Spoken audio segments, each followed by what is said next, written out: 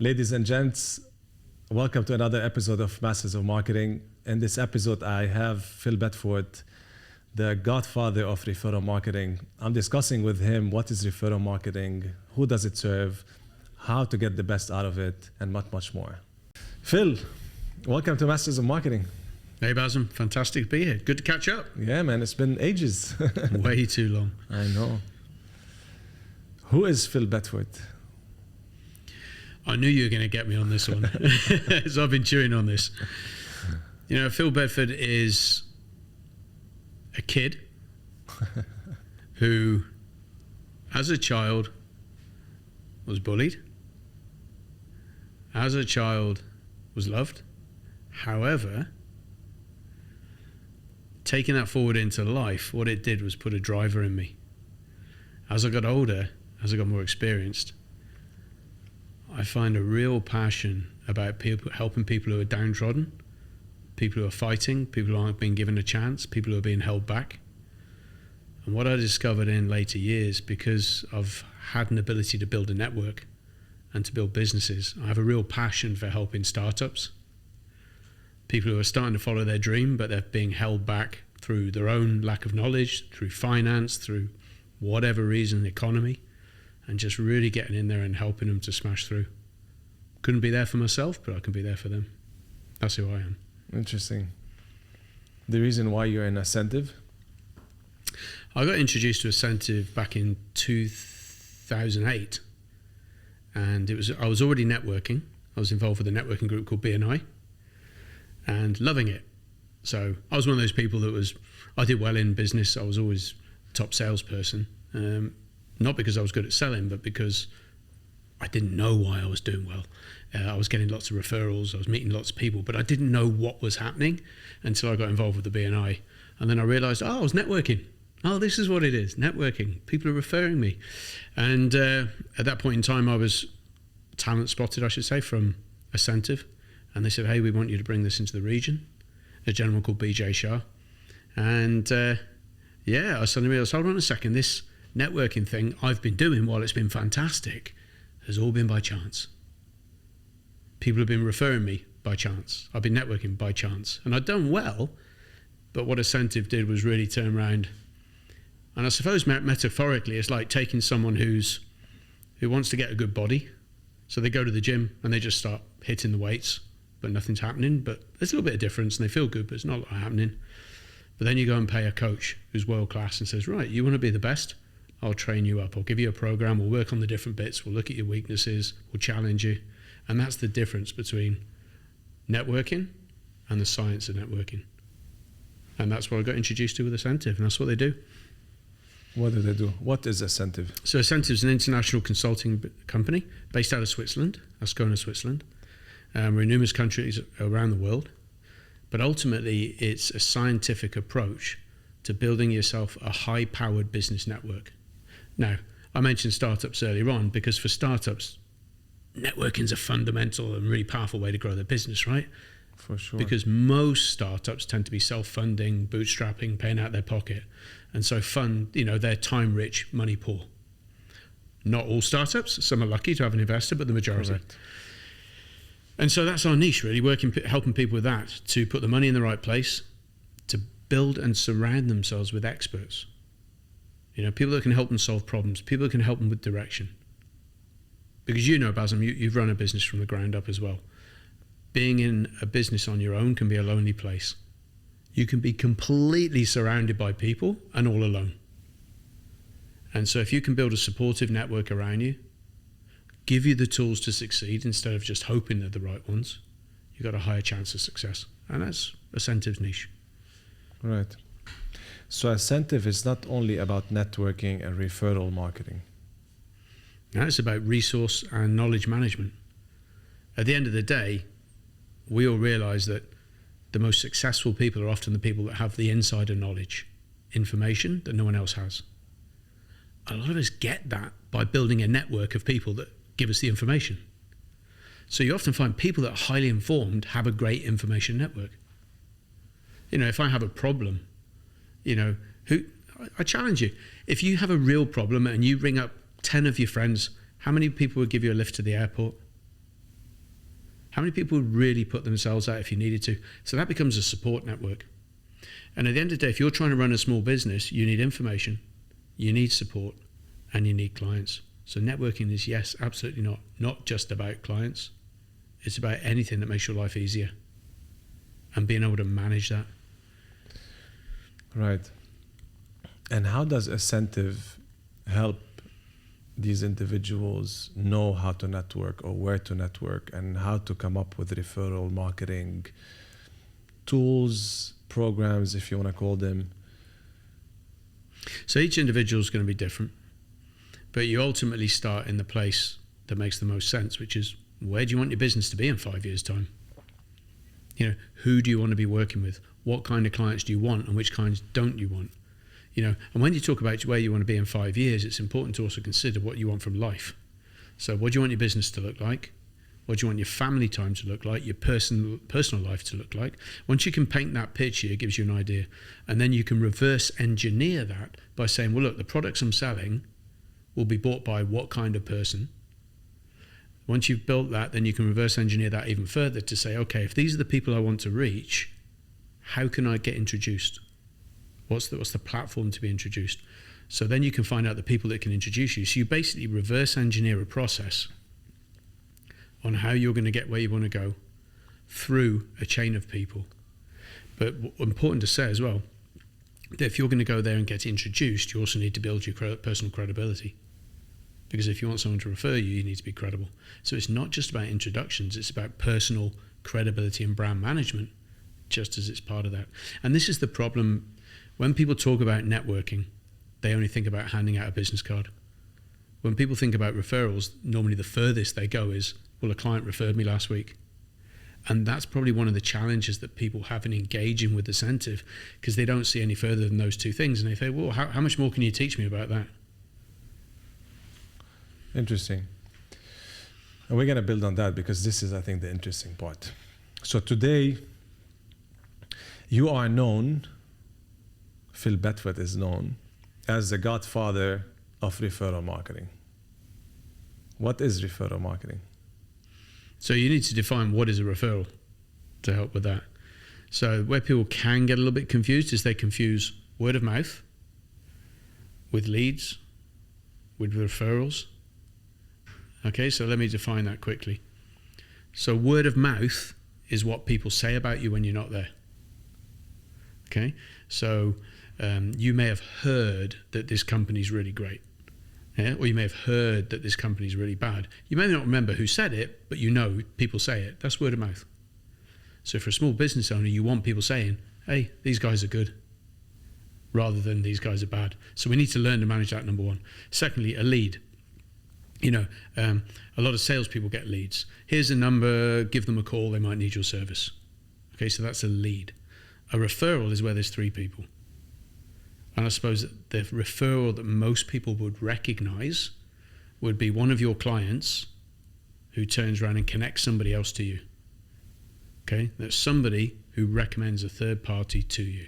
So there's three people in a referral, there's two people in a lead, and word of mouth can just be out there.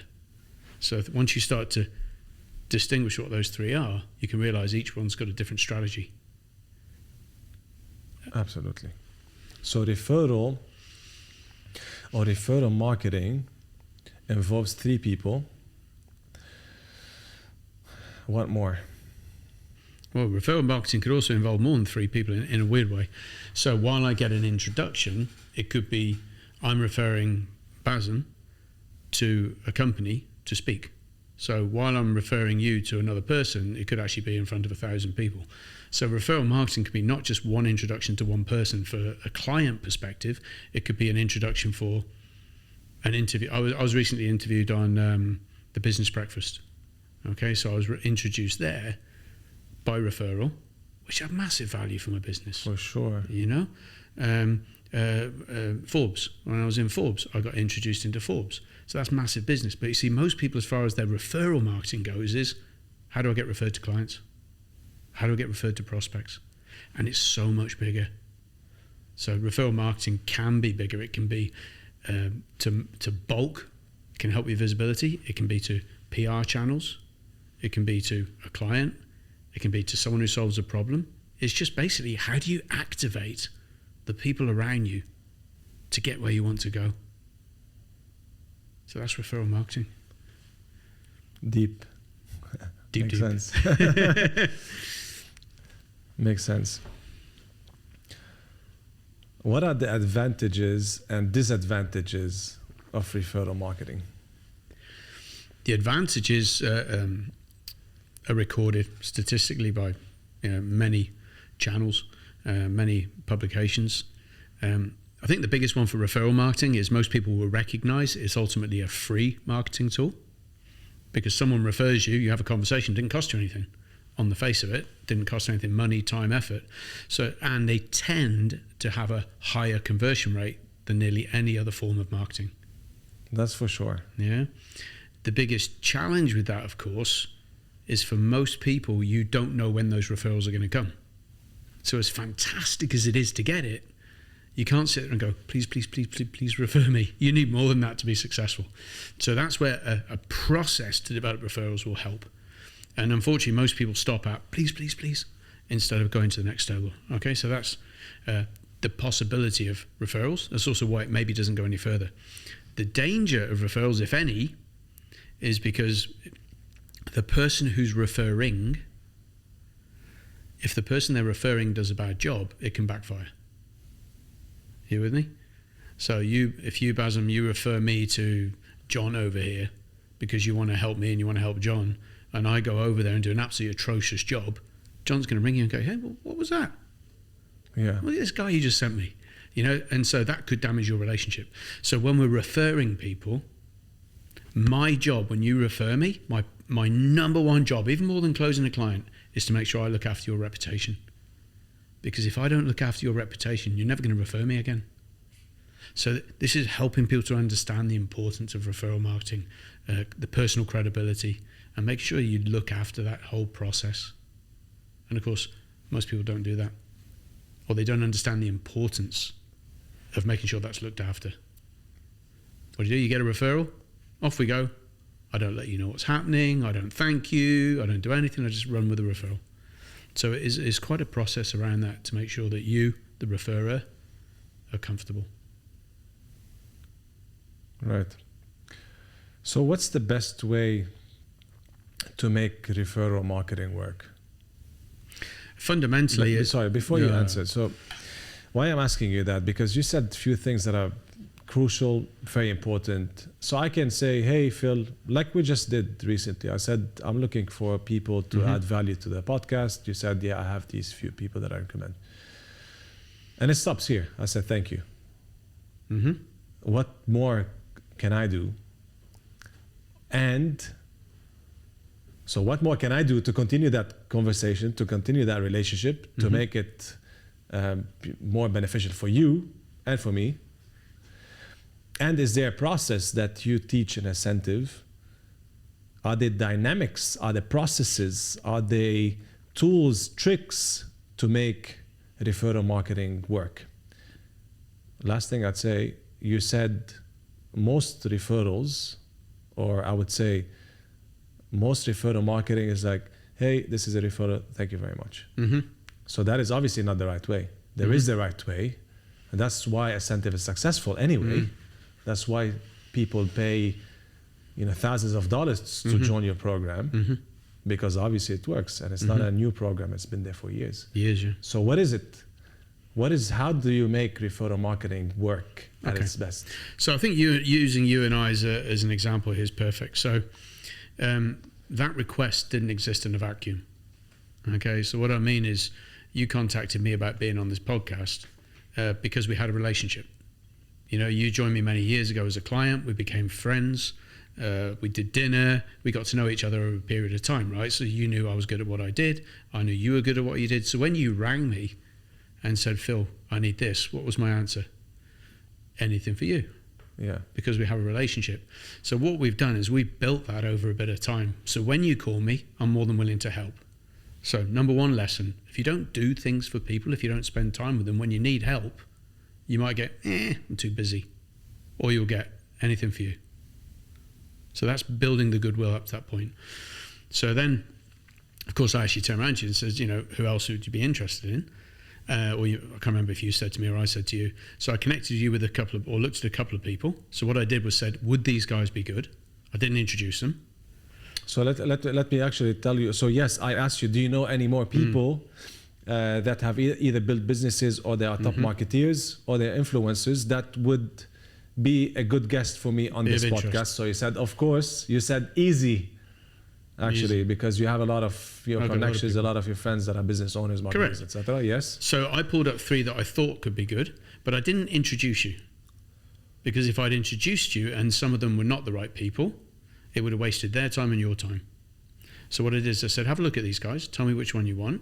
You said, not these 2, but this one, which we've already activated, introduced you, and I believe you're having a conversation. Yes. Okay. So number 1, what I did was I didn't waste your time in that process. Okay, and time is one of the biggest things people don't want to lose, right? So then we've done that. That's all moving ahead. We're having this. And your question was really powerful there. What can you do now to keep that ball rolling? Well, what most people do when they've had a referral is go, oh, some people don't even say thanks. They just move on. What's a good idea if ever you are being referred is the next question is, and now how can I help you? What do you need? How can I help you? And if you can start that energy going in both directions, particularly if you both happen to share a similar kind of target market, well, now what's possible? You got 2 people that have similar target markets who know, like, and trust each other, who could be referring each other on a regular, consistent basis. You do it because you care about each other. You know that each other are good. You want to help each other, and you know your reputation's taken care of. Oh, can it be any better than that? Absolutely. And if you can do that on a consistent basis, who needs money for marketing? Now, you exponentially grow that from 2 people to 4 to 6 to 10 to 12. Now you can see how we can start to grow our business without spending money. But of course, we have to spend the time building those relationships. They don't just happen like this. They don't just happen because you gave someone a business card at a networking event. They don't just happen because you say, hey, bung me a referral, I'll give you some money. It's bigger than that. Absolutely. So that is what the course or what you teach in Ascentive to make referral marketing work at scale. Yeah, that's part of it. Obviously, there's a lot more, as you know, but that's for the sake of this and the time we've got here. Yeah. But what it is lots of little subtleties that make a massive difference. Just like in a running race, the difference between first and second in a sprint is fractions of a second, but that defines the winner from second place.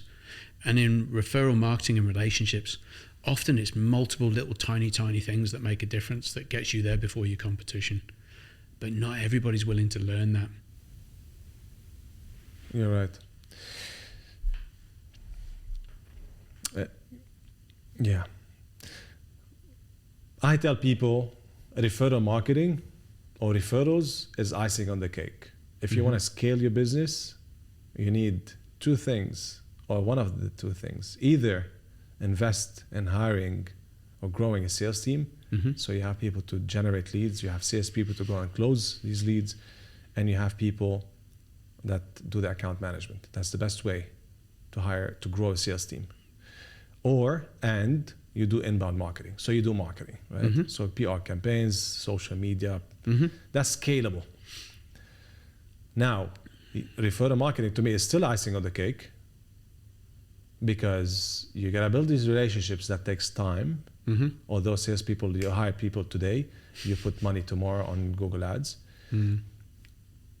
The thing is, the flip side of the story, today the best leads, till today, I've been running Igloo with my partners for 9 years, and the best leads that come to us are the referral leads.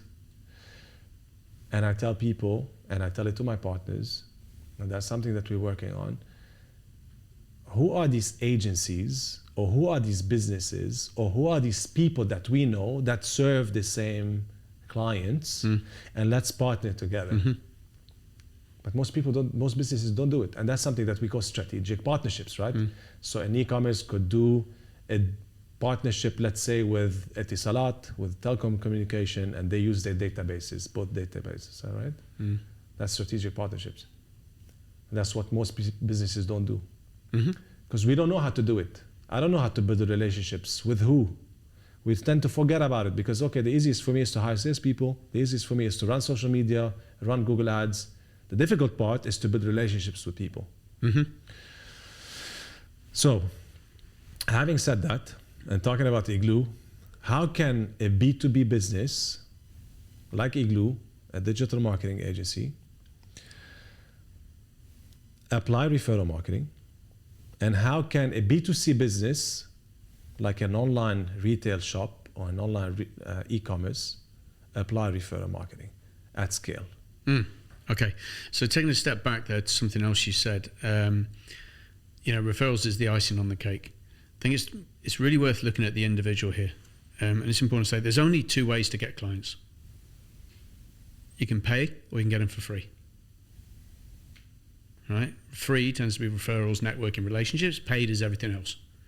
So what you've got to look at when you talk, and all of these ways you're talking about to get clients work, building a sales team, doing your digital marketing, doing referrals, they all work. The distinction is how much money you've got to spend on it. Right? So if you've got loads of budget, you spend it on all of it. If you haven't got a lot of budget, you might just spend it on referrals. You know what I mean? So as the business becomes more and more developed, you can start to look at different channels. But if you look at the bigger companies, there's hardly any emphasis on referrals whatsoever because they've got money to spend. They can spend $100,000 on digital marketing and social media, pass those leads to their sales teams who they've also paid, and the sales teams will start to convert them. But nobody has any real measurement or metrics for networking and referral marketing because they've got so much money to spend. Now, that leaves a huge possibility for any big company if you actually look at the conversion rates.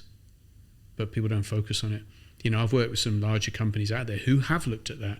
I've worked with Cartier, I've worked with Hard Rock Cafe around the world. I've worked with the Abu Dhabi government, the Bahraini government. I've worked with places like this who've turned around and said, okay, this relationship thing, we're missing something there. We're sending our sales teams around the world, but they don't necessarily have the ability to network. One conversation going wrong, what could you lose? One conversation going right, what could you win? So there's possibility there. Okay, so I just wanted to clear that up from what you said because they all work. Our conversation as an owner is to find out what are we missing, or what can we do, or what's the best base on our buck. Yeah. So if we want to do it all, we do it all. But quickly, how can a company like leverage referrals for someone like Igloo? At the end of the day, it depends on your motivation. Because if you're not motivated to do it, it's never going to happen. You've got to have someone that says, I understand this and I want to do it. And I know you have that in you for building those relationships. Not every individual has that. So you can't really force people to leverage referral marketing. In that case, you have digital marketing and you have that. But if you have that in you, it's certainly possible. Again, you reverse engineer those possibilities. Yeah. And put a process in the same way that you would with any of your clients in digital marketing. You do a fact find out who their clients are, the avatar of their client, their spend, where you reach the client, what platforms they're on, where they network, are they B2C, B2B. You reverse engineer that in a digital perspective. Well, we can do that in a off-world relationship marketing perspective as well. How would I do it for Igloo?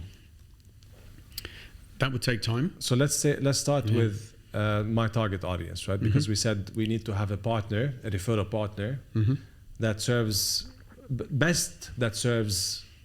your target audience. Well, first of all, you got to define who that is, right? Right. So let's say for us, the target audience for us are the chief marketing officers. Why? Because chief marketing officers usually are working for the established brands. Right? Startups don't have CMOs, right? So usually bigger organizations have CMOs. This is our target. Igloo. Okay. So how do we do it? So who would be a preferred partner, and how do we go about it? Well, let me give you an example then. So we can stick our rod in the sea with a bit of bait and hope the fish come. Or we can turn around and say, well, is there a tiny lake somewhere where all those fish swim together? And then we've got more chance of catching them. So if you said that your chief marketing officers, and this is just shooting one right now in a couple of seconds, and normally you'd have to go a lot deeper and stuff, but just one idea. So if your chief marketing officer, marketing people, are they members of any organizations anywhere where they would go together, get together? Like events, conferences, professional associations. So is there a group where the marketing officers come together? And that, we know there are marketing associations, right? So what I would do is reverse engineer, say, okay, these people, where do they hang out in a group, just like fish in a little lake? And then I find ways of joining that group, or find ways of sponsoring, or finding somebody in there who can introduce me. That's shooting fish in a barrel rather than going to the sea and hoping. Right. Just one example, right? That's but then one the way. strategy to get in there appropriately Yeah. is the next step. Because you can't go in like a bull in a china shop, because it won't work. Because networking and sales don't mix. Right. So there is a strategy in there, but that'll give you an idea. Yeah. And how would, from a referral partner perspective, Mm-hmm. how would I do it? Who would be my referral partner? Now, if I was coaching you, I'd be turning this back on you to get you to think of it, because you might know it better than me from that perspective. But my initial thoughts would be, who is the one person that has access to all those people? Right. Who's the one person? And one person meaning what? What one person knows them all? So the one person would probably be whoever is the president or the chairman of that group. Right. Right? So Yeah. then what you have to do is you have to appropriately build a relationship with that person. Yeah. Find out how you can help them, how you can assist them. And if they want to and they believe you're credible and that you serve value, you might suddenly find yourself getting introduced to all those people.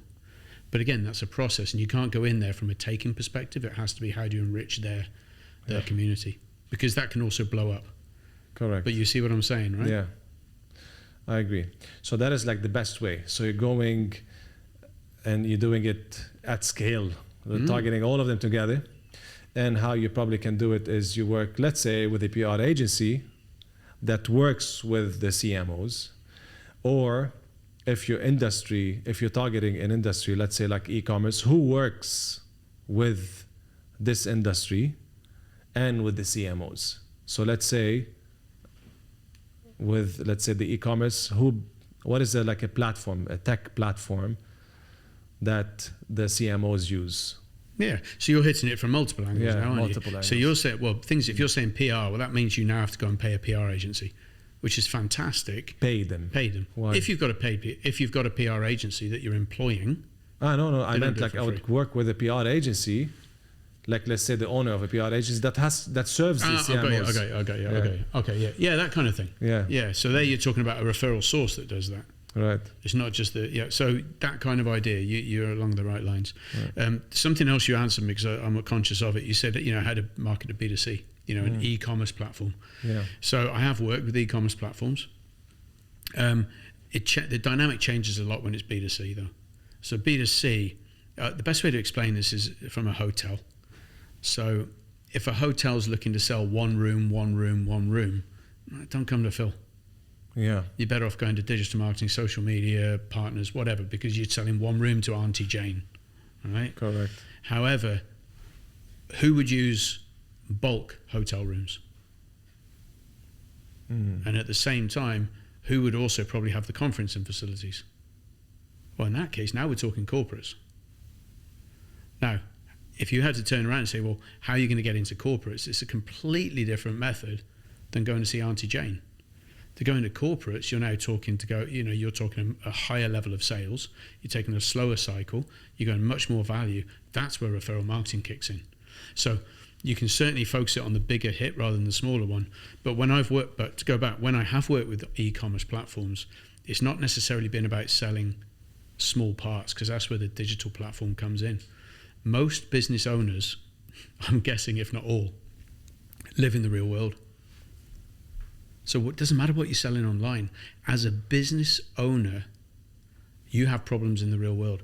So while you might not be leveraging referrals to get clients, you could be leveraging referrals to get, what's the one thing most people can't get in Dubai? An investor. You wouldn't believe how many people are saying, Phil, can you help me get investors because you know everyone? I said, well, no, I can train you to find your own. Oh, no, I just want you to give me one. Yeah. Right? So people can train themselves to have those connections for themselves. They can solve this problem, get this done, find that investor, do this. So you can use referrals to make your life easier as a business owner, which means you can then focus on the business.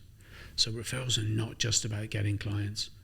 They're about solving problems and making your life easier. And if you can't do that for yourself, the solution is You got to go and pay someone. 100%. So how can someone learn and become the best at referral marketing? How do you become the best? I don't think you are ever the best. I don't know, I'm certainly not. You know, I'm always learning, trying to be better than I am. You know, you get some people who are naturally brilliant at it. You know, ultimately I'm an introvert. You know, I don't mind standing on a stage. I enjoy doing this. But at the end of the day, I know people that are a lot more comfortable building relationships and going into groups of people. So I think rather than saying, how do you become the best in the world, how do you become an even better you at it? You know, how do you enrich other people's lives? And this is the core to all of it, is you have to see in this process that you're enriching other people's lives. Every relationship you have, every person you meet, how can I leave this person better off than when I met them? How many people are doing that? They're always looking to take. Yeah, most people are takers. Yeah. So I think if you're always trying to be a better you and you're always trying to enrich other people's lives, that's fundamental to relationship marketing. Everything you touch, make it better. I like it. I can feel a tag to the podcast already. Yeah, I know. So how can someone learn it? And become, and let me rephrase then what I said. How can someone learn and become even better at referral marketing, or become good at referral marketing if they don't know what it is? Yeah, I mean, again, some people are relatively natural at it, but like anyone who's natural, you can always go to another level, right? Just like people who are not natural, you can always learn to be brilliant. If you look at Gladwell's Outsiders, you know, 10,000 hours, anyone can become brilliant at something if you're willing to put the time in. So I think you need to recognize that anything you can do to an extent naturally, some people better than others, but whatever it is that we want to do, we can become extremely good at it if we practice. And I don't know about you, but I've spent over 10,000 hours learning how to be good at this. Most people have spent half an hour, and that's as far as they go. And they expect to change the world because they wanted a half an hour course at a networking event on how to be a good networker. Half an hour, you know? So you can learn. There's great books online. Dr. Meisner's written a load of great books. Dr. Meisner, Ivan Meisner. Yeah. Meisner. Yeah, Bob Berg. Yeah, okay. There's some great books. Mike Macedonio, Eddie Esposito. I've got a couple of books. You can go online for 70, 90 dirhams and learn some great books. There's free tips on YouTube.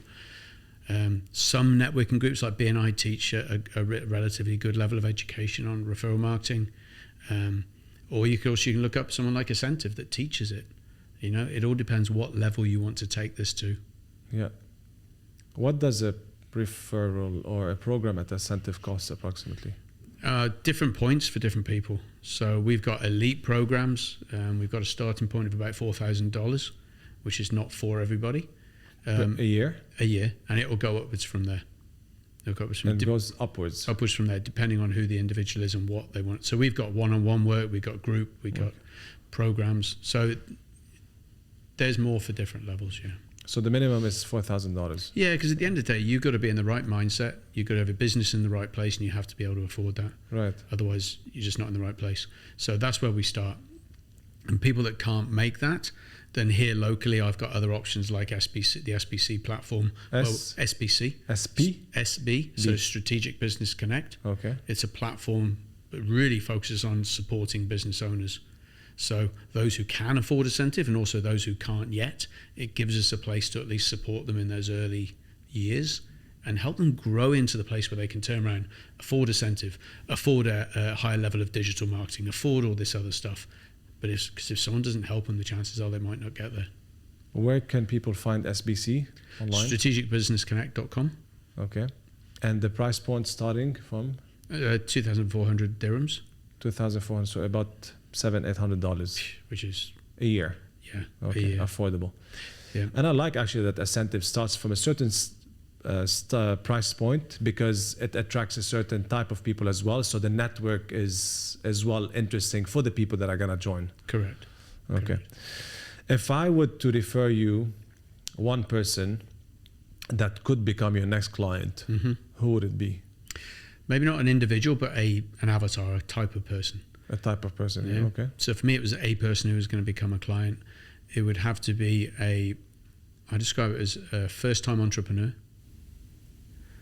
who has a big interest in health, fitness, lifestyle, family. They have a fire in their belly to make this business work, and they're willing to pay to do it. And they value relationships as part of the process of doing that. Right. And that's a specific kind of person.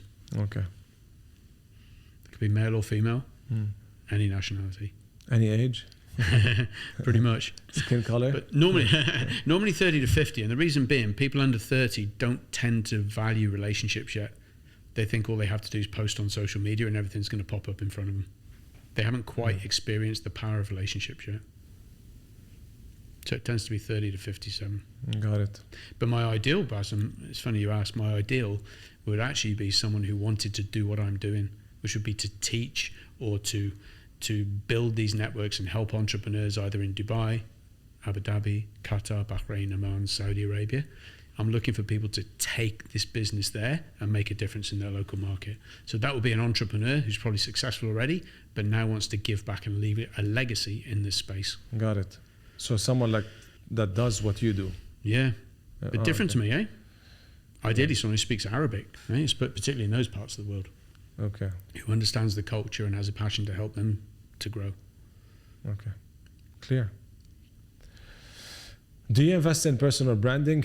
And if yes, what are the benefits you're getting from it? Over the years, yes, quite a lot.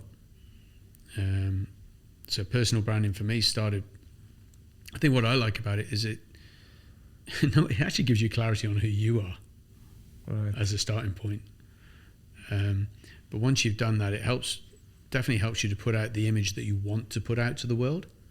All I would say with any brand is make sure whatever work they've done with you professionally, that you back it up offline.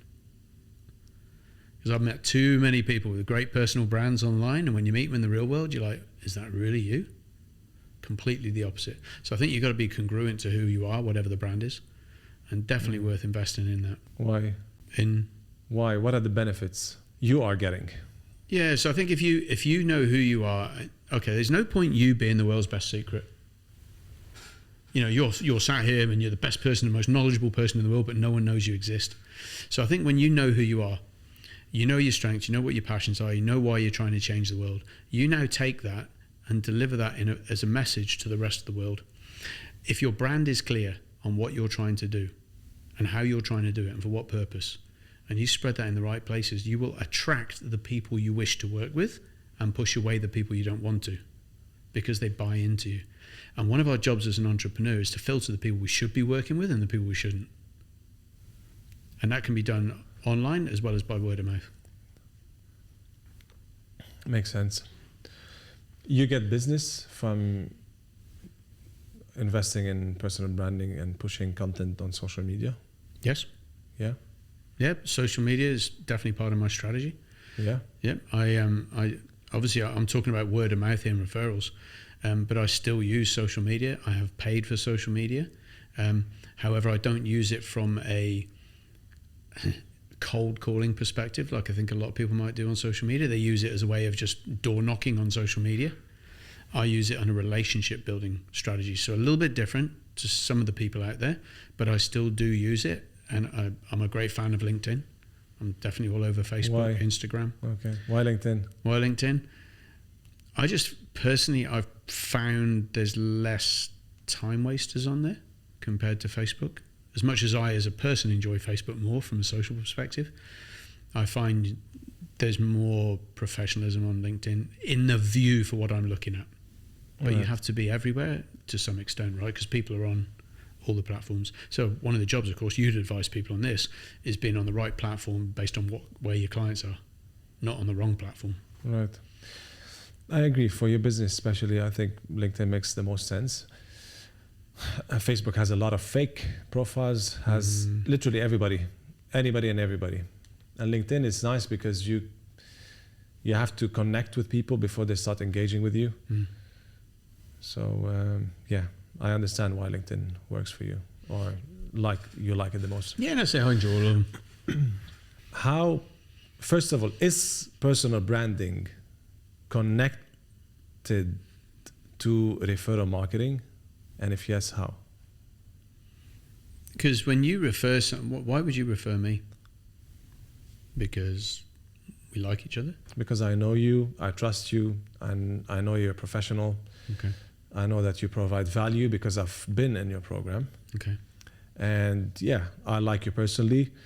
And if I refer you, I'm going to look good. Okay. So that's my personal brand. And I make sure that I maintain that by the way I act. So I return phone calls on time. I treat people with respect. I act professionally, I like to believe. You know, if I think I have a challenge, I work on it. I spend money on myself to make sure that I'm always improving myself. You know, I hang around with people that have different areas of skill. So I think if we work on a personal brand on us, that makes other people who are decent people more willing to refer us. So is personal branding related to referral marketing? Absolutely. Because you're referring a person and they have a brand. Everyone has a brand now, don't they? Even the kids on social media or doing their Snapchats. Everyone's got a brand. Yeah.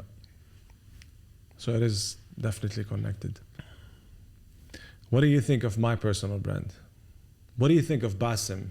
If someone asks you, hey, do you know Basim? What do you think when you hear that question? What do you think of my personal brand?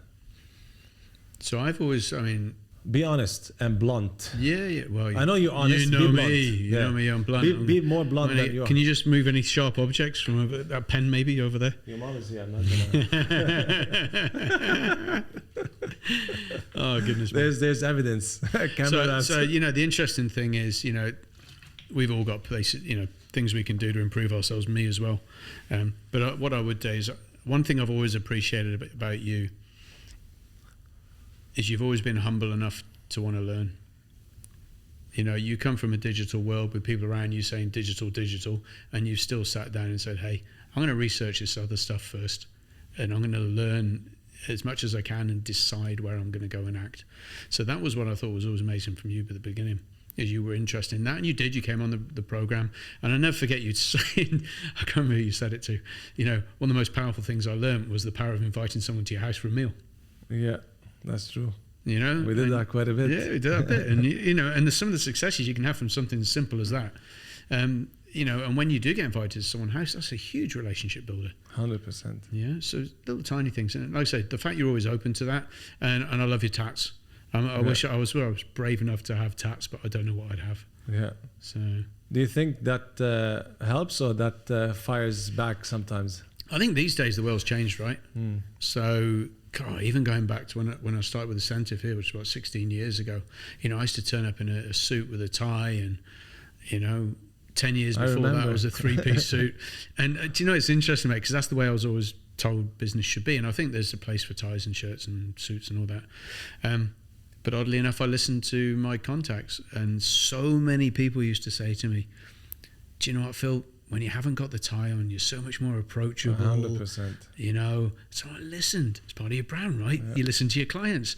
And I don't know if it was them looking at me differently or I was showing up differently because I wasn't in the tie.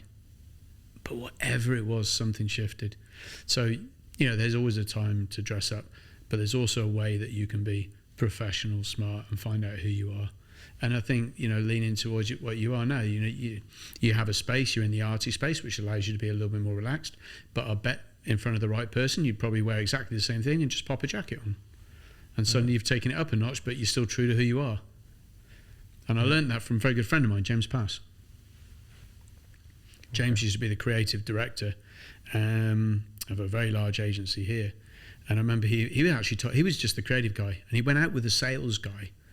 And the sales guy was all scruffy. And James stuck a jacket on and went with him. And the guy says, why are you doing that? He says, because I respect... James from the PR, from the branding agency. Yeah, James Pass from JPD. Yeah. So he stuck a jacket on and he says, well, it's because I'm going out to see a client. Yeah. And even though I'm in creative, I'm going to step it up. So all he did, jacket on top, still had the jeans on with a little tear in and everything and that. But it was up a notch to take it and respect the client. Yeah. Still true to who he was. And the guy wasn't even in sales, he just understood branding. I don't. I just go to all my meetings like that. Yeah. I used to. When I first started, Igloo. I always put a shirt on. Always long sleeves. No, never. No, you That's still me. wear your tee. And Yeah. the thing is, in my world, I would wear that and just stick a jacket on top. I don't put any jackets. For me, that's me. That's what you're gonna That's get. because you got those. You spend all that money on those tattoos. That's why you want to show them, right? A lot of money. So yes, I spend a lot of money. I don't know. It's relevant.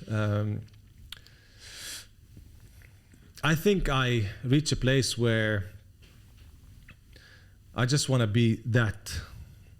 Jeans on, t-shirt on, these comfy sneakers on. It doesn't matter to what meeting I go. And you know what? If the clients are okay with it, Yeah. great. You've been true to yourself. They like that, and what you've done is attract the people you want. Yeah. If someone has a problem with that, then that's their They're not choice gonna as well. call me. And again, Yeah. that's your choice, right? Yeah. So what are we doing? We're defining who we want to work with, Yeah. and that's part of what brand's all about, I right? think you're right. For me, like another reason is because I always want to, in a way, inspire, help the younger me. And I want to show them that, listen, it's okay. You can be successful just being you who you are. It doesn't matter. You don't need to dress up. You don't need to act. This is me. This is Bassem. If you think of Bassem, this is Bassem. And people know that Bassem is very good at what he does. He knows that he cares. They know that he's professional. And they know that he's going to provide the best that he could. Mm-hmm. So if I put a suit on, a jacket on, is it going to help? Yes, probably first impression. Or particularly if it changes your mindset going in, because it's just as much about where you put yourself, right? Yeah, it's about I your think that's mindset. it. Yeah, it's I your think mindset. that's it. Yeah, I mean, Yeah. during COVID when I was working at home, you know, I could have stayed in my pajamas like loads of people in a pair of shorts that's- underneath the thing, right? You know what? But for me, I stuck my work clothes on, my work shoes, my jacket, and I worked from home with my suit and jacket off because it put my mindset in the right place. Right. Even to the point my shoes were the right shoes. And, you know, I'd be having a sales conversation or whatever, my shoes were on because I was in the right place. At home. At home. I got in a load of trouble. No, I'm joking. But the point is, that's where it put my head. So when I finished work, all this would come off, work head went off, and I could chill. I don't know, maybe it's about putting yourself in place. Whatever works for you, right? Whatever helps you put yourself in that mindset. And change my glass. I actually changed my glasses as well. So You did. yeah. Nice. What are your top 2 do's and 2 don'ts in business development? To do, And 2 always don'ts. do what you say you're going to do. Always say, Always do what you say you're going to do. all right. Be congruent. You know, don't say one thing, do another. The other to do is calendarize everything that's important. Learn to use a calendar and use it. The minute you have something, particularly business development, you calendarize it, and then you build everything else around that. I find most people it's the other way around.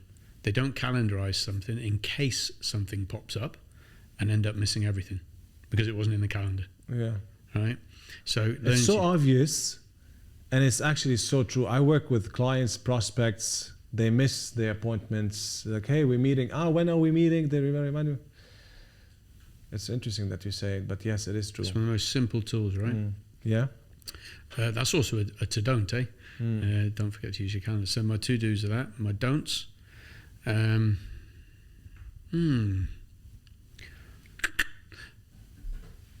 Don't let other people control. Come back to calendar. Don't let other people control your calendar. Be in charge of your own. So I think a lot of people run around like headless chicken. So they'll get a prospect.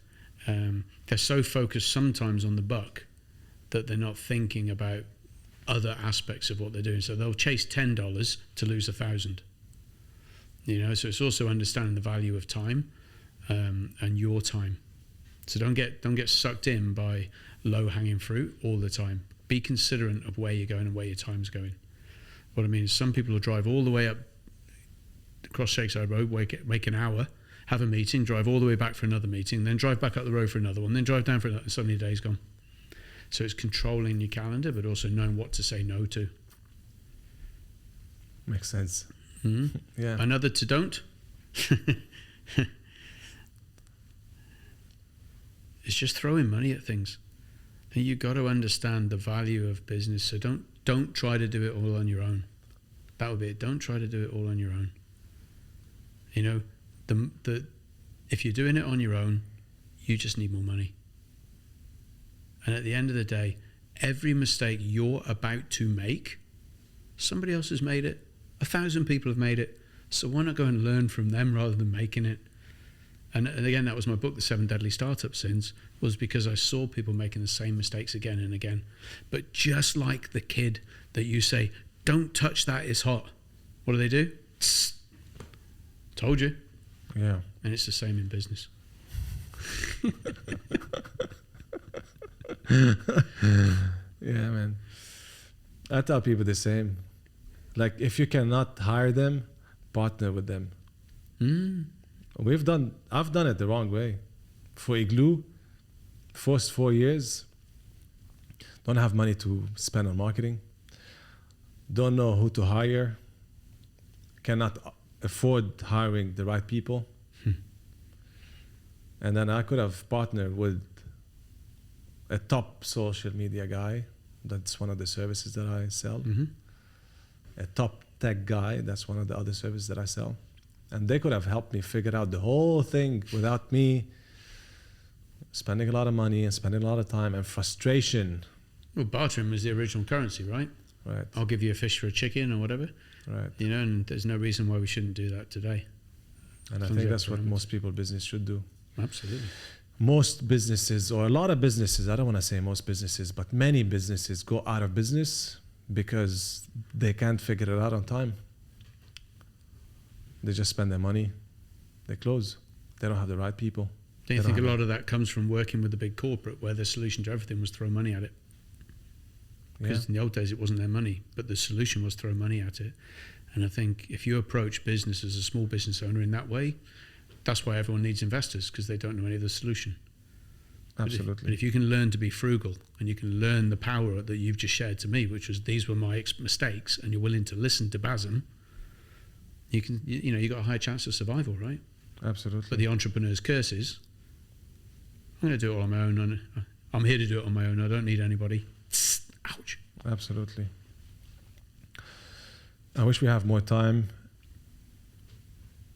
We can go on for a few hours more. We could easily. Maybe we should do that over dinner. Yeah, let's do it.